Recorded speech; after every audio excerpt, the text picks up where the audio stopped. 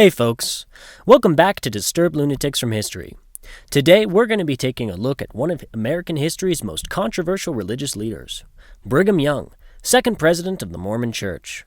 Now I'd be willing to bet most of you have probably heard the term Mormon before. They're the ones that came out with the sequel to the Bible, they're basically vampires but with coffee instead of garlic, and their hive mind is located in Utah. But you might not know that they're also the wealthiest religious organization in the world at $293 billion, more than double the value of the runner-up. Considering their wealth, I'd say they're in a position of enough privilege that I can clown on them and their wacky history a little bit. Since the church's inception in 1830, it's been led at all times by a prophet, who's also the church's president. He's a seer and revelator, and the only guy who can talk to God directly. Some of these guys can be pretty wacky characters, but of all the crazed madmen the Lord has called to lead his organization, Young might just take the cake as God's goofiest goober. One only needs to take a quick look at the man to understand what he's about. The man looks like if a Gorg from Fraggle Rock owned slaves. Which, by the way, he likely did. At least that's what the census records say.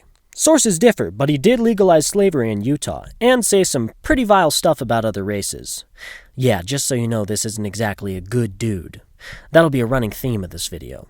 But before we get into any of that, we need to understand a little bit about how Brigham Young became the leader of the LDS Church.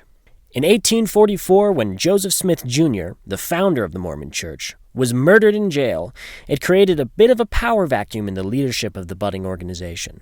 God wasn't answering his phone for a while after that because nobody could agree on who was supposed to become the new prophet and president of the church. They call this event the Succession Crisis. There were 3 different men, each of whom looked like a different kind of evil wizard, all claiming to be God's favorite son. Well, second favorite son. Well, third favorite son. Anyways, there was Sidney Rigdon, Brigham Young, and James Strang. I don't know about you, but in my opinion, when your prophet is murdered and your God ghosts you, you might need to re-examine your faith. To make a long story short, a few church members split off and went with Rigdon or Strang, but most of them were swayed to Young's faction by sheer beard intimidation. After that, the Mormons were kicked out of Nauvoo, Illinois for being a little too weird about their prophet being murdered, and decided to make a trek out to the Utah, where they ended up settling. Now, although the territory of Utah was a democracy on paper, it was in practice much more of a theocracy. Brigham Young was quite literally the governor of the Utah Territory for the first 8 years of its existence. Church and state were far from separate. During his tenure as the mouthpiece of God, Young made many objectionable decisions. This is a known side effect of being an alcoholic, which he was. A lot of them are not that funny. Things like using a firing squad to execute any members who broke the covenant, murdering innocent pioneers, and legalizing slavery and all that. Again, not a good dude. But he also did some things that are just strange. Things such as inventing his own alphabet, or at least commissioning other church members to do it for him. Guys, I'm tired of this stanky old alphabet. These letters are stupid and boring and they make my brain hurt.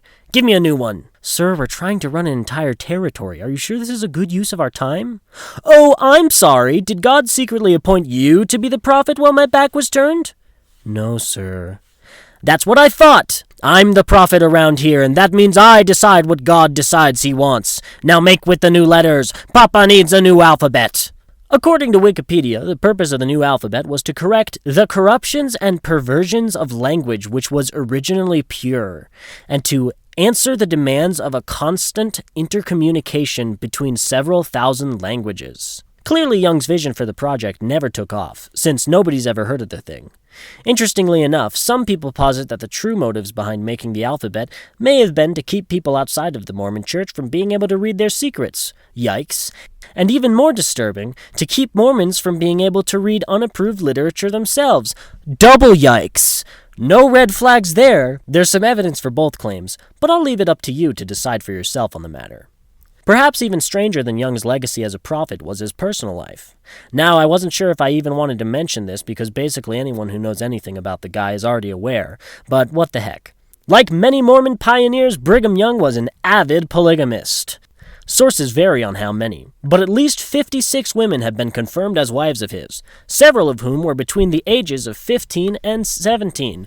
Triple yikes! Young only actually had children with about half the women, but in total, his kids numbered around 57.